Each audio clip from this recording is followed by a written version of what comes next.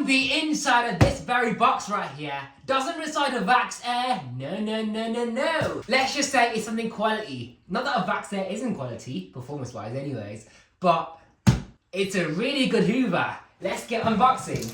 So this Hoover came from Roger Ibasiak, or is it Ibasiak? Chances are you probably know who he is already because he's really well known.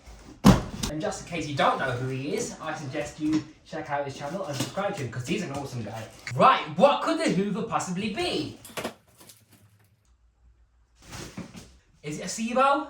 Well, I guess you could say that, but it's not a SIBO, although it is in a way. You'll see. I love stiff bristles.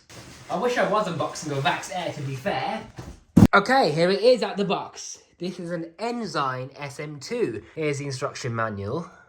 So first of all, we get the upper unit, which is just the main body / bag housing. You pop it onto the cleaner head, locks into place, grab your handle, pop that into the socket, push that down. I prefer this design to the little twisty fastener on the side of the SIBO X4, for example. Right, hose attachment in here. Slide your wand handle into the side, and the hose just goes inside there. And here is the Enzyme SM2, all fully assembled. Now, what is an Enzyme SM2? It's basically a SIBO vacuum, but branded as Enzyme. Or is it Diversey? I don't know.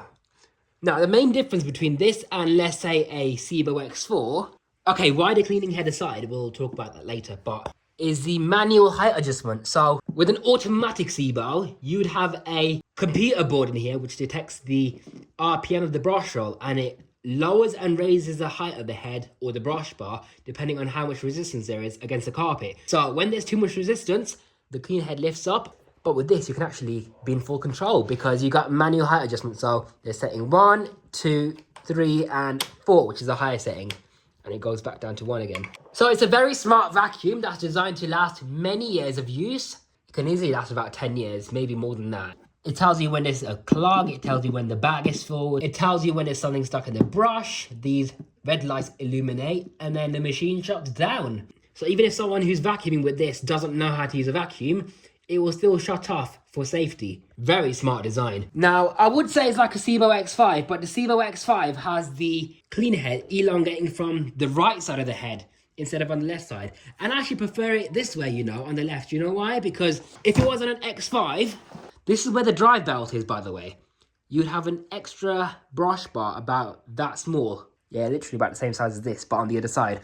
So you got 2 brush bars. The dirt has to travel past the belt to be vacuumed away. But with this, it's more like a, ooh, shiny. Look at that, you can see me. Roger, you've done a fantastic job at keeping this in mint condition. I'm really impressed with it. Thank you so much. Anyways, now, as I was saying, with this brush bar design, it's more like having the suction inlet in the center of the air path. And that's a better design. See the chevron? It sweeps all the dirt into the suction inlet right there, ready to be vacuumed away. Yeah, this is your blockage inspection port right here to check for any blockages.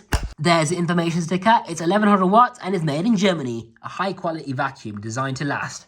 Nice rubber wheels, even though it's not meant to be used on hard floors, it will be kind when you're rolling it on hard floors in a commercial environment or wherever. You got a robust metal upright lock mechanism, so you just push down on this, the machine then reclines, and the cleaner head can be lifted up to move on to different thresholds, like a rug, for example, or if you're trying to vacuum over the cable and you don't want the brush bar vacuuming it up, you can do that. Or if you slide this yellow thing to the right, you can have it lay all the way flat so you can vacuum under beds, for example. Ideal for use in a commercial setting like a hotel where you have to vacuum under beds. I mean, look at the low profile on that. It's like a Dyson DCL3. I can't think of any other upright vacuum that goes as flat as this. Not even a Miele S7 can fit under my bed, but the SIBOs can. Oh yeah, the Felix does as well. Another thing I like about this vacuum is you can go from vacuuming the floor, right? And if you see something above the floor that you want to quickly vacuum up, you can quickly grab on the hose right here without stopping what you're doing and just reach for whatever it is you need to vacuum up and just put it back in. Yeah, it might be a short hose and the machine might fall over, but it's a very robust machine. I have no concerns about it breaking anywhere at all, and you can get an extension hose. And if you press on this thing right here, the hose comes out the wand, like that. And you can put your attachments either on the end of the hose or on the end of the wand. Tools are really nice as well. This is a fantastic crevice tool with a superb length. It's not too long like a lot of upright vacuums do have. And there's no airflow valves in there either, so you are getting the full suction where it's needed at the surface you're trying to vacuum. And the stair tool, okay, I think it's an alright design. What I don't like about this is this brush right here, they need cleaning out every 10 seconds because they actually do gather a lot of dirt. Not dirt, I mean pet hair. But that is a good thing, I guess. So that's the Seabow's wand and hose design, which is a fantastic design, I must say. Very elegant. Not the best design in the world because of obviously what it is. It falls over and it's got a short hose, but I do like it. The hose is very flexible compared to other stretch hoses I've used. You got a handle control. Very quiet motor. Not the quietest in the world, but quiet enough. It's a very pleasant motor sound. Now, right here is your carry handle. Now, what I like about this carry handle, there's one on the back as well, by the way, where the cable storage is, so you can carry it there. Or on the front. Now, the good thing about this carry handle is when you pick it from here, the weight is evenly distributed between the base of the vacuum and the upper section of the vacuum. So it's a very clever location that they put it at. To remove your bag, you just lift up on this. The bag door comes away. Ooh, it's got a brand new paper bag in there. Thank you, Roger. I've not had one of these paper bags before, so that'll be fun to use. So with the bag, you can just squeeze on these two tabs on either side. The bag will then just lift out, ready to be chucked in the bin. There is a safety feature. So when you remove this bag, right, keep an eye on that little white thing. Why does it pop out like that? Well, so if anyone tries to vacuum without the bag in place, the bag door won't shut no matter how hard you try. Look, I've got the clip open, right? It won't go into place. So this is a very, very foolproof vacuum.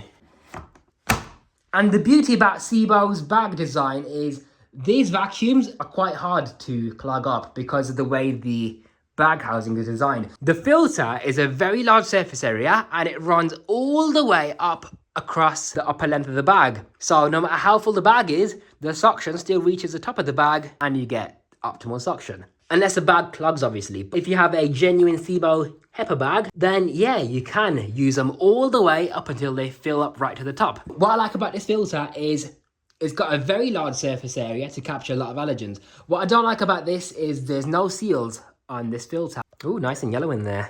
I wonder what that is. Oh, is that an air freshener? Oh, I've got a Hoover air freshener. This vacuum is full of nice surprises. No wonder it smells nice. I love the smell of that. Roger, thank you so much for that nice surprise. I love it. I've got a Hoover air freshener. I didn't think I would ever smell one of them. Now, you can't even put on the bag door with the bag fitted without the filter in place because this thing springs down when there's no filter, preventing the bag door from going on. So once again, another safety feature. So right over here's your post motor filter. Very nice and clean, immaculate condition. That just captures any carbon emissions off the motor. I don't expect the motors on these to get very dusty. As long as you're using genuine bags that work properly, like the HEPA ones, then the motor should stay clean for a long, long time. There is no seals around these filters, but they have improved that on the X7, which I'm glad about because then there's no carbon dust escaping. And lastly, the brush bar does come out. You press on this little button right here, the end cap pops off, like so. Turn your brush bar a little bit forward, and then it just slides out. Just like that. This is the same as a Seabow Dart 2 brush bar, by the way. And the Dart 2 is a commercial version of the Seabow Felix with a wide head like this. There we are. Now for a suction test on a German-made Seabow vacuum. Well, Diversi Enzyme. I wonder what it's going to score. So that's about 64 inches of water lift. And notice how this works.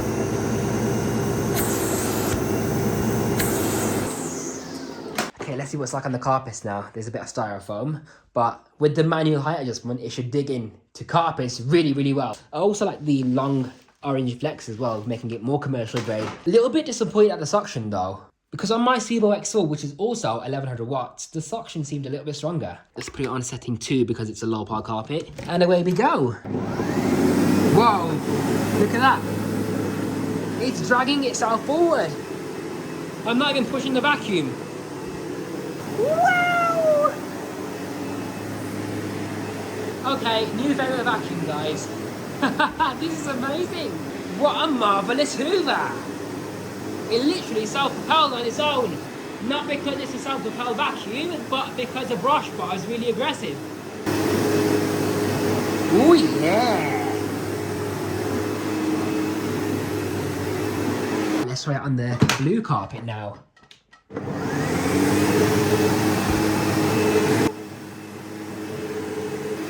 I am seriously impressed with this vacuum, guys. Look how well it revitalizes the carpet. That is incredible. It grooms impeccably. So you can clearly see the before and after contrast. And because it's a commercial vacuum, let's see how long the cable is. So this Dyson DC14 is the exact perfect length for my downstairs because when I plug it into the center, it reaches the perfect length, not any more and not any less than reaching the back door. But the Sebo can successfully reach my back door with that much slack left in the cable. So I'd say it's about, if the Dyson DC14 cable is about 10 meters, this seems to be about 11 or 12 meters. By the way, does anyone know if I can fit a 1300 watt motor to this Sebo? Because this 1100 watt motor, I'm not really keen on the suction of it compared to the 1300 watt models. So if anyone knows if I can do that, by the way, yeah, it will have a circuit board here and one on the side. So I'm not sure if it's going to be compatible or not with those PCBs. Like, do you reckon it's still doable or not? If anyone's technical and knows if I can do that, please let me know. Oh, there's no cable clip on this. Anyways, that has been the Enzyme SM2 Diversey commercial vacuum. If you're looking forward to a performance test on this vacuum, comment Team Sebo. Once again, subscribe to Ibasiak. He's an awesome guy. You will like his videos. He does really educational vacuum videos and he does them well. Anyways, I'll see you in the next video. I've got a shark as well, a new shark that I haven't shown you guys yet. Do you want to see that? Or, I don't know. I guess we'll have to see what I film next. So until the next one, take care of yourselves, guys, and I'll see you next time.